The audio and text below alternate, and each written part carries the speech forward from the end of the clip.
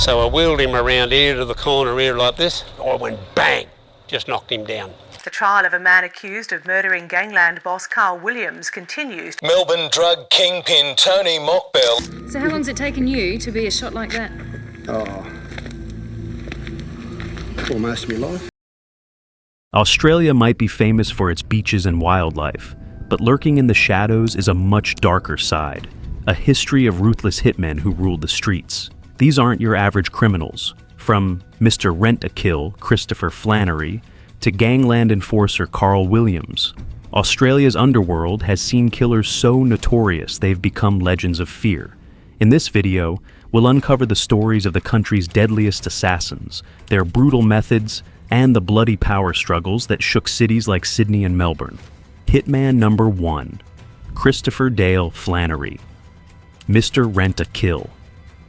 The first individual we are going to discuss is Christopher Dale Flannery, who is more commonly referred to as Mr. Rent-a-Kill. Because he was considered to be a contract killer who would kill anyone for money, Flannery was given the terrifying name that he was known by.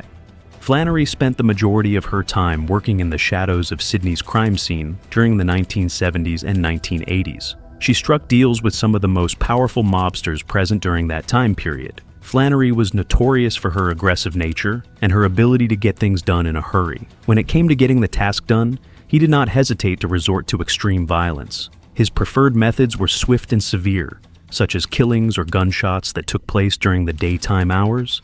The heads of major criminal organizations paid him to settle scores, eliminate competitors, and send signals to anybody who came into contact with them. The life of Flannery was not always simple, despite the fact that he was successful. He began his career as a low-level criminal in Melbourne, where he was born in the 1940s, and eventually worked his way up to performing on the most prominent stages. His years spent working as a contract killer eventually came up with him when the police in Sydney began to enforce stricter laws against organized crime. But the pressure that Flannery was under came from more than simply the police. Because of his reputation for being aggressive and unpredictable, even his friends and family did not trust him. He had a reputation for being violent. 1985 was the year that Flannery disappeared without a discernible explanation. There are those who believe that he was murdered by a group of thieves who were after him, while others assert that his own family and friends betrayed him. His body was never discovered, and his disappearance continues to be one of the most baffling mysteries within the Australian criminal justice system. His tale continues to serve as a terrifying cautionary tale about the perilous nature of living in the underworld. Flannery was just the tip of the iceberg when it comes to the number of hitmen that Australia has produced.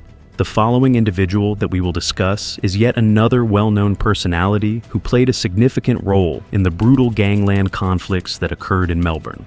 Hitman number 2, Carl Williams, the gangland kingpin. Carl Williams is the next person on the list, and if you are familiar with the gang warfare that have been going on in Melbourne, you may have heard his name. Williams did not qualify as a hitman in the conventional sense. However, he was the leader of a violent criminal group that was responsible for planning a number of murders. To further consolidate his authority over the drug trade, he employed assassins to eliminate his competitors. The late 1990s saw the beginning of Carl's descent from grace. He was born into a family that belonged to the working class, and he immediately became involved in criminal activity, eventually becoming a prominent figure in the drug trade in Melbourne. But in addition to that, he was a vicious individual, and before long, he was in direct competition with the Moran family, who were also a strong criminal family. Immediately following it, there were a number of heinous murders that caused the streets of Melbourne to become bloody. Williams was not afraid to take chances, and it didn't bother him. Two of the most influential individuals in Melbourne's criminal underworld, Jason Moran and Louis Moran, were the targets of his assassination plots. His strategy was straightforward. He would eliminate everybody who stood in his path. It was paid for hit guys to carry out the murders. A significant number of them were eventually apprehended or turned into witnesses, which demonstrated the magnitude of Williams' operation. However, Carl's dominion could not possibly endure indefinitely. In 2004, he was apprehended and sentenced to life in prison for the commission of multiple murders following his arrest. Although he was currently incarcerated, his story was not yet finished. At 2010, Williams was brutally murdered by another inmate at a facility that had a high level of security. It is said that he was one of the most renowned crime bosses in Australia. When it comes to the criminal underworld, Williams's narrative demonstrates how quickly power can drive people insane. If you thought his story was terrifying, you should wait till you hear about the next person we have on our target list. This individual became well known for being so vicious that no one else could match his reputation for being a vicious person. Hitman number 3, Alphonse Gangitano, the Black Prince of Lygon Street. We will be returning to Melbourne in order to meet our next hitman, Alphonse Gangitano, who was also referred to as the Black Prince of Lygon Street. In addition to being a harsh police officer, Gangitano was also an important member of the legendary Carlton Crew, which was a criminal organization that controlled the underworld in Melbourne during the 1990s. Gangitano acquired the reputation of being the scary one on the streets due to the fact that he had a short fuse and enjoyed engaging in aggressive behavior. Things like kidnapping, blackmail, and, of course, hired killings were among the things he engaged in. People were familiar with him because of his confident demeanor and his extravagant way of living. But when he lost his temper, he frequently engaged in abusive and reckless behavior. In the year 1995, he is said to have whipped a man with a handgun in a bar in Melbourne, which is one of the most renowned acts that people say he did. This action was the beginning of a series of actions that made the situation in the criminal world even more dire. Despite the fact that Gangitano was notorious for his aggressive behavior, he also enjoyed making enemies, even with those who were supposed to be his friends. Even his own group was concerned about how unstable he was becoming, despite the fact that it was believed that he had plotted multiple attacks on other gangs. In a society where trust was already difficult to come by, this exposed him to a significant amount of danger. After being shot and killed in his own house in 1998, Gangitano was deprived of everything he had ever owned. Although the circumstances surrounding his passing are still unclear, a significant number of individuals believe that it was orchestrated by other members of the Carlton Crew who regarded him as a problem. At the time of his passing, the renowned gangland battles in Melbourne got underway. The city was shaken for years by the horrific brutality that occurred over the course of these years. Power, fear, and treachery are the themes that run throughout Alphonse Gangitano's story. The following individual on our list, on the other hand, pushed things to an even more sinister level. Due to the fact that he worked with such icy precision, his name will long be associated with criminal activity in Australia. Hitman number 4, Mark Brandon Chopper, Red, the Notorious Enforcer. Mark Brandon Chopper. Red is widely considered to be one of the most confounding and contentious personalities in Australian criminal history. Unlike other assassins who preferred to remain hidden, Chopper took great pleasure in his notoriety. The books he wrote and the interviews he gave displayed a bizarre combination of violent and bizarrely funny content. 1954 was the year that Chopper was born in Melbourne. His childhood was difficult, marked by instances of maltreatment and minor offenses. He had already established a strong reputation in Australia's shady dealings by the time he turned 20 years old. The use of violence was never something that Chopper was frightened of, whether it was to collect money that was owed to him, to kill competitors, or just to convey a message. Not only was he a hitman for hire, but he was also notorious for being a brutal enforcer for criminal organizations, which caused people all over the world to be scared of him. One of the most well-known methods that Chopper used was to cause others to suffer in order to obtain what he desired. As a means of conveying his message, he did not mind making use of frightening implements such as blowtorches and bolt cutters. It was not uncommon for him to assert that the individuals he had murdered were even more heinous criminals than he was. By doing so, he gave the impression of being a good bad guy who only killed those who were deserving of it. However, the attitude that Chopper possessed was the thing that truly set him apart. After being sentenced to prison, he became a media celebrity by writing a series of novels on his violent past that went on to become great sellers. It was possible for anyone to become addicted to Chopper, regardless of whether he was making things up or confessing to unlawful acts that no one else could verify. It was in 2013 when he passed away from liver cancer, leaving behind a reputation as one of the most contentious and polarizing criminals associated with Australia. The fact that there were aspects of his life that were both genuine and fraudulent contributed to the fact that he was a hero in his own life. However, the underworld in Australia is home to a large number of terrifying individuals. There was a connection between our next hitman and one of the worst gang fights in the total history of Sydney. A hitman number 5, Tony Mokbel, the drug kingpin who called the shots. Tony Mokbel, who is considered to be one of the most notorious villains in the annals of Australian history, will be the subject of our next discussion. Mokbel is mostly recognized as a drug kingpin, but because to his connections to the world of hitmen and contract killings, he plays a significant role in this gloomy narrative. A vast empire was established in Melbourne by Mokbel with the assistance of the massive drug trade, particularly the trade in cocaine and ecstasy. In the course of his climb to power, there was a great deal of bloodshed and death. The beginning of Mokbel's story can be traced back to the late 1980s, when he began working with the legendary Carlton Crew, a criminal organization that was based in Melbourne. Over the course of his career, he rose up the ranks as swiftly as possible, and by the 1990s, he had become one of the most influential and feared individuals in the nation. Although Mokbel's business was founded on the sale of drugs, he was willing to kill anyone who stood in his way in order to save his kingdom and maintain his position of authority. He became a primary target for the authorities as a result of his criminal behavior. His involvement in a number of homicides and other violent incidents was established. In addition, Mokbel was extremely difficult to locate.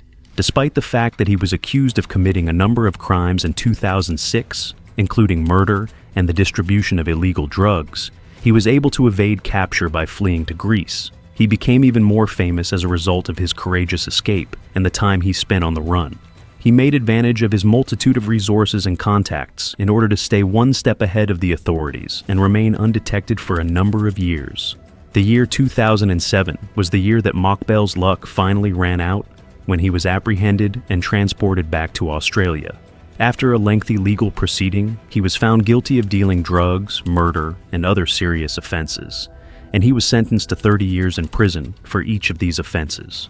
The deadly gang conflicts that had been going on in Melbourne came to a halt when he was apprehended, but his influence on the criminal underworld did not disappear immediately after his capture. The ascent and fall of Mokbel exemplifies the precarious and unpredictability that can be associated with Australian organized crime. He was a powerful individual due to the fact that he was able to successfully plot murders and maintain a robust network. Nevertheless, even after he was locked away, his power could still be felt by everyone around him. On the other hand, Mokbel is not the only villain who has played a significant role in these perilous times either. Our next assassin was a member of a group that had a reputation for being terrifying in the city of Melbourne. Hitman number 6, Andrew Benji, Veniamin, the deadly enforcer. A look at the life of Andrew Benji. Veniamin is the next topic we will discuss. Individuals who are familiar with the shadowy side of Melbourne's criminal underworld are terrified of the name of this individual. When it came to the well-known gang warfare that occurred in the 1990s and early 2000s, Veniamin was a significant actor. During his time with the legendary Moran crime family, Benji served as a vicious enforcer. In the past, he had a reputation for being willing to kill people on contract in a swift and effective manner. Veniamin was born in 1971, and ever since he was a young child, he has been surrounded by criminals. It didn't take long for him to earn a reputation as one of the most reviled police officers in Melbourne. He was a man of short fuse and a mentality that was cold and deliberate. As a result of his involvement in the gangland battles, particularly the conflict that occurred between the Williams and Moran families, he became a target for both the police and other dishonest individuals. It was because of his reputation as a hands-on killer that Benji stood out from the crowd.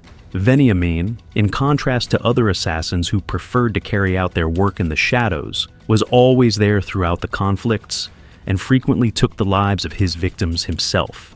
His shooting of a man named Big Jim Maloney in 2004 is the crime that brought him the greatest notoriety. Because of this, he became one of the most dangerous police officers in the department. The fact that Veniamin was friends with the Moran family, who were engaged in a power struggle, was a factor that contributed to his ascent to prominence in the criminal underworld.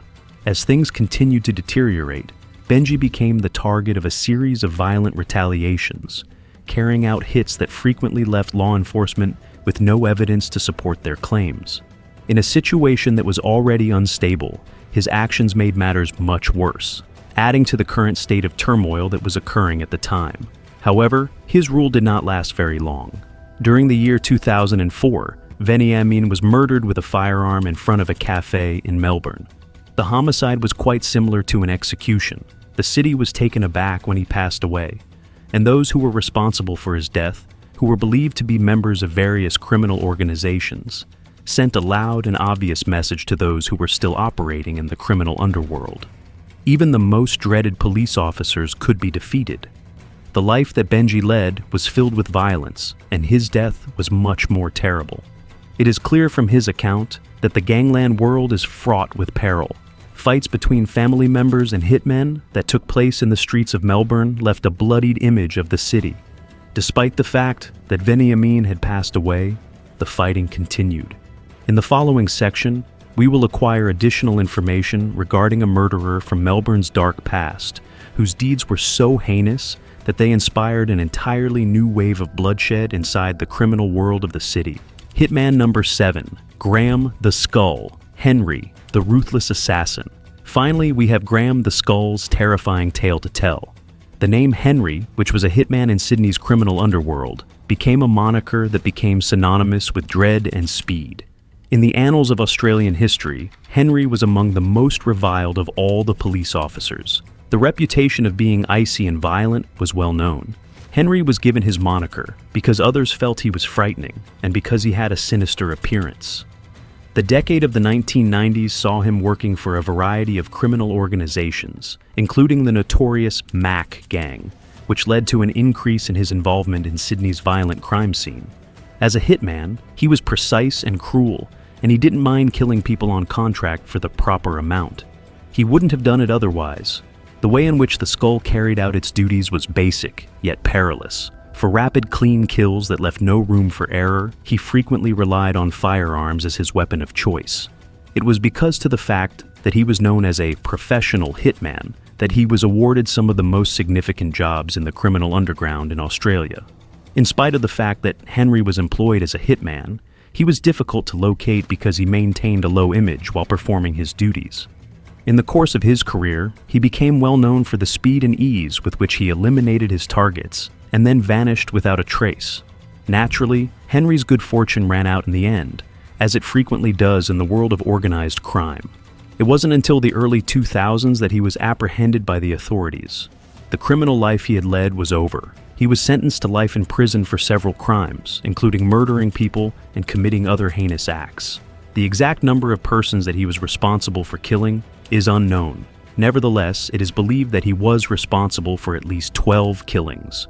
The actual figure, according to some accounts, might be significantly higher. During the 1990s and early 2000s, the criminal underground in Australia was extremely hazardous, and Graham Henry's narrative serves as a terrifying reminder of this fact. He was one of the most deadly killers in the history of the United States due to the large number of individuals he killed while working as a hitman. The information presented below is all that is known about some of the most notorious hitmen in Australia. These individuals had a significant impact on the criminal underworld and contributed to the violent history of the gangland wars that occurred in Australia. This terrifying warning illustrates how dangerous it can be for money, power, and violence to come together at the same time. You are appreciated for watching. Please give this post a like and follow it if you are interested in reading more tales from the shadowy side of history.